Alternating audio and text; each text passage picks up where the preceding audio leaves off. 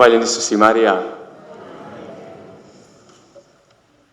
Znate, sveci su ljudi iste građe od istog materijala satkani kao mi. Sve isto. Nema one aureole za života što im se nacrta poslije smrti, da se vidi kako svijetli. Ne. Sve isto prolaze i prolazit će. Istu muku, isti križ, istu patnju, istu bol. Onaj ko je svetac postao, za svakog se može reći isto. Znate li što je bio? Ljubitelj križa. Kada katolička crkva nekoga želi uzvisiti na čast oltara, propitkuju se čuda. Potrebna su dva, ali znate i kako ih zovu? Dim svetosti. Ona su u konačnici nebitna. Važna jesu, ali su puno manje važna od onoga kako je dotični svetac ljubio križ koji mi je Bog dopustio. Tu zasja ljudska svetost. Tu ona sja. Zanimljiv je lik Abrahama. Sjećate se onoga događaja kad uzme Izaka i odnese ga na žrtvenik i kaže mu Bog, žrtvuj svoga sina. On podiže nož. Dok on podiže nož, u njemu je sve umrlo. On više nije isti čovjek. On je umro sebi. On od tada više nije isti čovjek. Što se u njemu rodilo? Znate što se rodilo? Volja Božja. Rodio se Bog u njemu. Po njegovom predanju i prihvaćanju. Sjećam se jednom prilikom, bio sam u jednom župi, jedna majka svjedoči ovo. Ganutljivo svjedočanstvo.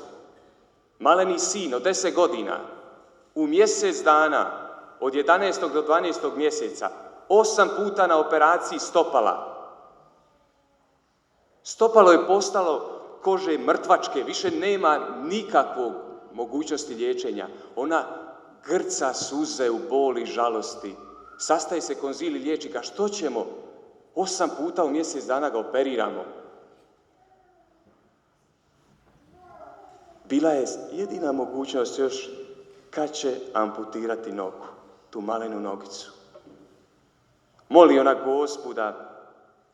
ona Gospoda pomogne da izliječi, plače, u sobi nariče. Sve dok jednog trenutka, znate li što nije učinila? Kao Abraham, klekla je pred Gospodina je klekla i rekla, Oče, ti si njegov otac, ako mu i uzmeš ovu nogu. Ja ti ga predajem. Ti si dalje njegov otac. Znate što se dogodilo? Tu istu noć počele su se u toj mrtvačkoj nozici, ja sam vidio te slike, to je koža mrtvačka, pojavljivati znakovi ozdravljivanja, točkice kako se prokrvljiva nogica. Ja volim reći, i Bog je kapitulirao sa njezinim predanjem, rekao neka ti bude ženo, i ozdravio Malecki. Kad je sveti Josip primio u život Isusa i Mariju, znate što se dogodilo? Pa čovjek je umro sebi. U njemu je sve umrlo. Zamislite, pošaljete zaručnicu kod rodice u pohod, u posjet, ona se nakon 3 mjeseca vraća s drobićom. U njemu je sve umrlo. Bog mi je prekrižio njegove interese i koristoljublje. Zato doći na misu, slijediti Boga zbog koristi, ja sam rekao, nema ništa jadnije od toga. Bog tolerira da mi dođemo ovdje malo zbog zdravlja, zbog ne znam ni ja čega.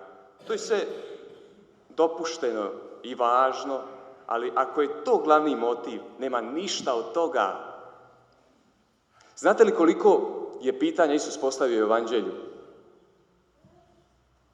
303. Prvo pitanje, Isusove prve riječi zapisane u Svetom pismu, znate li koje su? Što tražite? Što tražite? Čovjek svaki traga za Bogom. Svaki čovjek svjestan ili nesvjestan traga za Bogom. I one grijehe koje radim, u poroke koje upadam, sve vam je to duboka čežnja ljudskog srca da bude ispunjeno, da Boga nađe. Da Boga susretne. Zato kaže Sveti Franjo Saleški, onaj ko susretne ljubav Božju u svom srcu, svi ti grijeci frcaju iz njega. Nestaju, padaju. Nećete više na pamet pasti, psovati. Nećete više na pamet pasti, kockati, bludničiti, ne znam ja što. Ako te Duh Božji zahvati, imat ćeš napasti, ali ćeš se boriti do krvi protiv njih. Ako te ljubav Božja zahvati. Prvo je pitanje Isusovo, što tražite? A zadnje riječi Isusove, znate koje su? Kako, Gospođo? Ljubiš li me? Ljubiš li me? Potraga za Bogom, to što sam tu, treba se pretvoriti u ljubav. Bože, došao sam tu jer te ljubim. Od potrage ka ljubavlju. To Bog želi sa svima nama. Zato je Bog kapitulirao kad je ova žena predala svoga sina. Ako mu uzmeš nogicu, ti si njegov otac. Kad se počne Bog dublje uključivati u naš život, kad shvatiš da je Bog živ, pogledajte kako svetački životi imaju itekako veze sa našim životima. Bog te hoće provesti kroz sve ono što je proveo svoje svete. To je Božja pedagogija.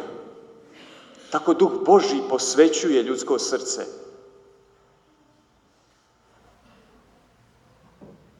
Da dolazim ovdje častiti Josipa jer volim Boga i svetog Josipa. Sveta majka Terezija je govorila, Bože, volim te ne zbog toga što mi daješ, nego zbog toga što mi uzimaš. Zato Božja volja nije ljudski uspjeh. Evo vam dokaza na križu. U očima svijeta najveći gubitnik. U očima Božjim najveći pobjednik. To je dokaz kako je logika Božja suprotna od logike svijeta. Naš bi uspjeh trebao biti prihvatiti neuspjeh. U svemu što nam god Bog dopusti i pripusti.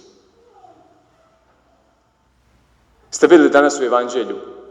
Ožalosti se Marija i Josip kad su izgubili Isusa. Ja sam govorio sam prvi dan na hodočašću, kad je jedna obitelj izgubila dijete u Rimu, među 4 miliona ljudi. I bio sam prisutan kada majka shvaća i vidi nema djeteta. Znate koliko smo ga izgubili? Rekao sam prvi dan, minut i pol. Minut i pol. Ona je protrnula od straha. Njoj se srce raspalo zamalo. Nije došla sebi još satima. Sad zamislite 3 dana da ne znaš gdje ti je dijete. Ova 3 dana bila su priprema Gospi za Veliki petak.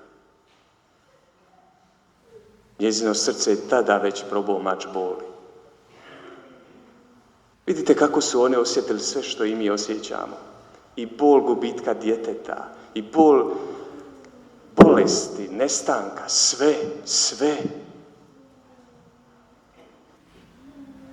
Jutros molim časoslov kako sam bio u Italiji na talijanskom i tamo piše jedan zaziv, Nazaretska kućica koja je ljubila patnju, koja je bila poznata patnja.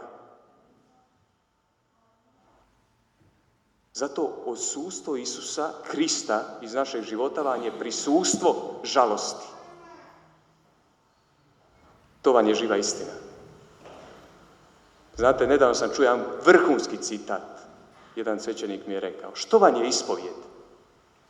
Ispovijed je Božji sud na zemlji, gdje ja sam sebe osuđujem pred Bogom i krv Kristova me u tom sakramentu pravda, pere me, čisti me. Sve ono što ja za života sebe ne osudim na zemlji, morat ću podnijeti račun po smrti. Ako sad iskreno dam Bogu svoju bijedu i golotinju, pusti da te krv Krista opere, ne taji ništa. Sve ćemo donijeti pred Boga, ljudi. Prate nas djela naša. Prate nas djela naša. Ja kao mladić udaljio se od Isusa do 24. godine. Što je posljedica bila? Tjeskoba do neba. Žalost duše i srca na izvoz. Kad je se dogodio susret s Kristom, Duhom Božijim, znate koja je posljedica bila? Radost na izvoz. Ne možeš zadržati za sebe. Zato što je ono što te ovog trenutka odvaja od euharistijskog Isusa Krista, ako nisi ga spreman primiti, a mnogi nisu na ovoj misiji, molim vas, izolirajte, iskorijenite, odstranite taj grijeh iz svog života, jer vam je žalost. Jer će vam biti na žalost. Bit će nam na žalost.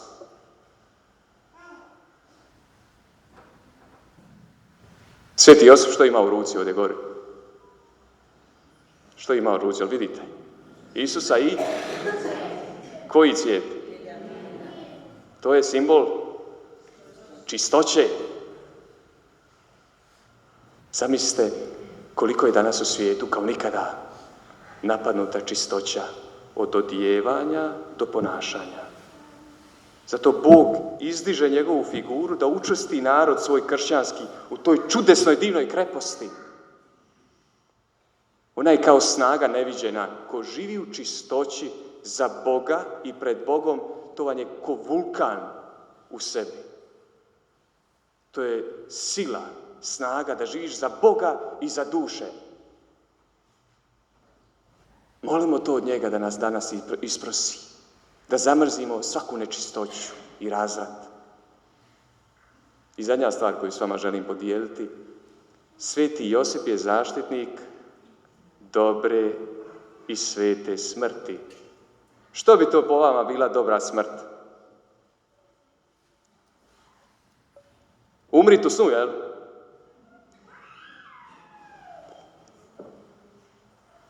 Onako umrijeti bez boli.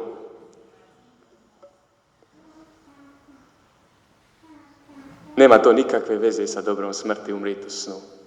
Kad kažu ljudi samo da se nije patio. Samo da se nije patio. Što ćemo poslije? Nauk crkve kaže da postoji nebo, postoji čistilišni oganj, postoji pakao. Ono što ti Bog pripusti na zemlji da istrpiš, ako prikažeš zadovoljštinu za grijehe, možda prođeš, samo prohujiš kroz to čistilište u nebo. Neki sveci mistici kažu da najmanja bol u čistilištu je neusporedivo veća od najveće boli na zemlji. Što je dobra smrt? Jučer sam rekao kako je onaj čovjek dijelio letke u Sidniju, na kojima je pisalo da sad umriješ, gdje ćeš provesti vječnost. Što donosim ovog trenutka, a da nije krv Kristova oprala da nije ispovjeđeno. Što donosim pred tebe, Gospodine? Zato dobra i sveta smrt je smrt u milosti. Smrt onoga koji je pomiren s Bogom. Smrt onoga koji po smrti ulazi u život. Kako je to lijepo. Umire rađajući se. Zato jedan svetac iz Napulija kaže: smrt nas treba zateći žive. Žive u Bogu i s Bogom. Završit ću sa jednom molitvom koju molim svaki dan Svetom Josipu za sve nas. Predragi Sveti Josipe, prihvati nas i čuvaj kao svoju djecu. Očuvaj nas od svakog zla i grijeha. Brani nas od svih zala, vidljivih i nevidljivih. Daj da poput tebe živimo u Božoj prisutnosti i u svakom trenutku slušamo poticaje Duha Svetoga. Izmoli nam milost da iz ljubavi prema Bogu žrtvujemo svoju sjetilnost, svoju volju i prihvaćamo sve s ljubavlju iz Božje ruke. Zaštiti nas od grešnih prigoda. Očuvaj nam čistoću duše i tijela. Osobito budi uz nas na času smrti i sprosi nam svetu smrt i milosrđe Božije. Amen. Sveti Josipe, potporo obitelji,